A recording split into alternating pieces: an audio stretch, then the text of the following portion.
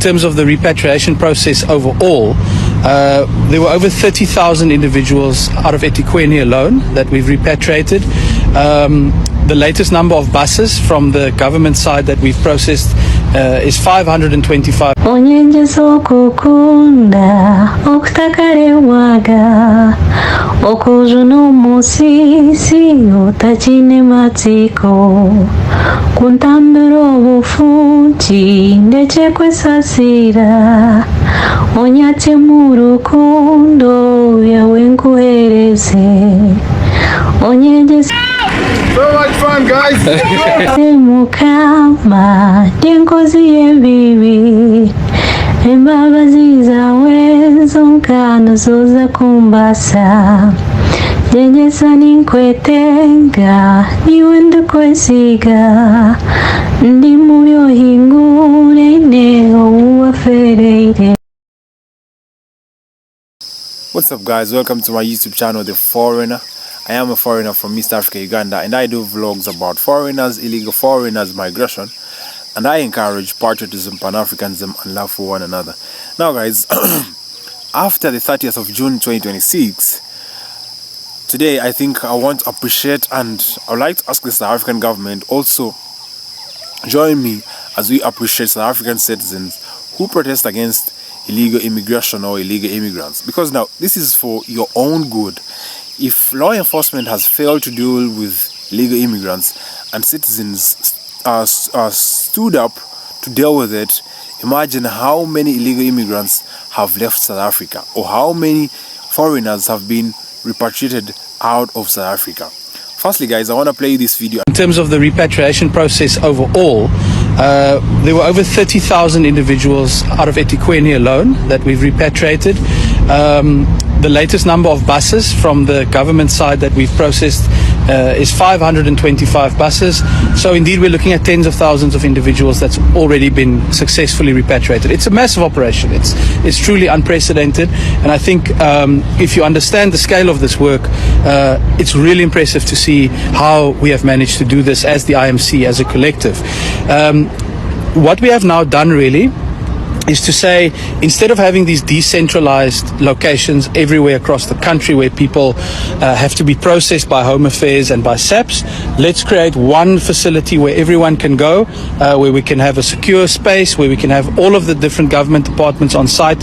And really the process is complex. You have to check that someone who needs to be repatriated or wants to be repatriated is not wanted for a crime in South Africa. You have to, if they are illegally in the country, we as Home Affairs, we have to record their biometrics and declare them undesirable in terms of the Immigration Act.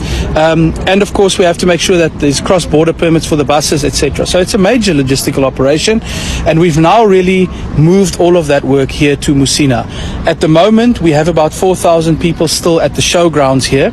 Our intention is to work through that, and for all new arrivals to go to the temporary repatriation facility that has been purpose-built by the Department of Public Works and Infrastructure. I was there earlier this morning, visited both of those sites, and I can say it's a much better environment. It's more dignified. We're going to have the ablutions, water, food, and all of the processing work, security, all of it in one location, and I think that's going to help us have a much more smooth process. So I think the message is the work continues. I'm very proud of the fact that we have been able to do this process in a way that is upholding the law. It's having an orderly process and also respecting the dignity of every human being. And so we must just continue to do this work now. And I'm really quite encouraged by where we will end up once that facility is fully up and running.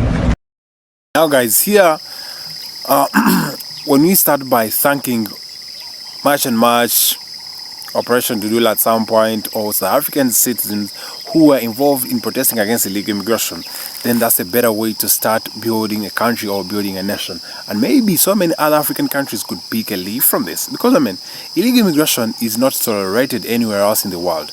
The UN knows about this. America has always been cracking down on illegal immigrants, and the majority of them being Mexicans and Somalis. Imagine someone coming from Africa up there to America illegally. And then when you try to curb this down, then they will call you xenophobic or racist.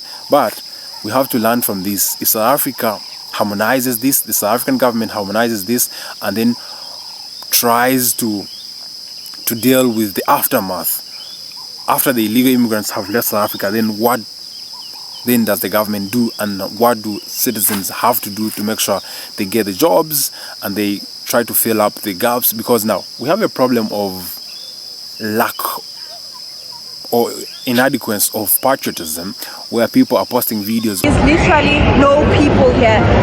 On an ordinary day, there will be lines and lines and lines, or queues and queues of people waiting to board taxis. But what we have experienced here, it's already around 9 a.m. And what we have experienced is taxis that are just stationed, have not been loading people. Of taxi ranks or tax parks, where vehicles are empty, streets are empty.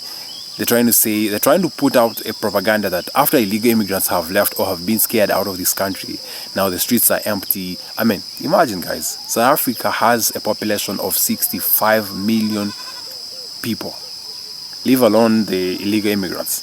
That is what is known to the government. But imagine, after protests against illegal immigrants, now the rhetoric, the propaganda of now the streets are empty, the taxis are empty, business is not as usual. I mean, I understand and I agree. It's not business as usual, but it's not why you should post videos of empty streets.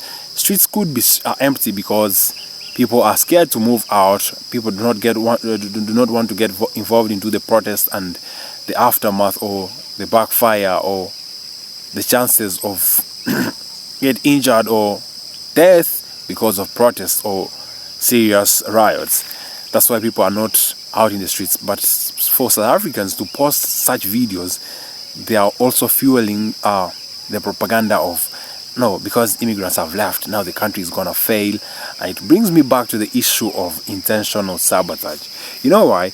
I've been celebrating the kick out of white people from Zimbabwe, and I used to think Robert Mugabe was a great man, which I still stand to. He was a great man, but the issue of pushing out white people without a plan is one reason that many of us as Africans, we need to learn and take notes out of.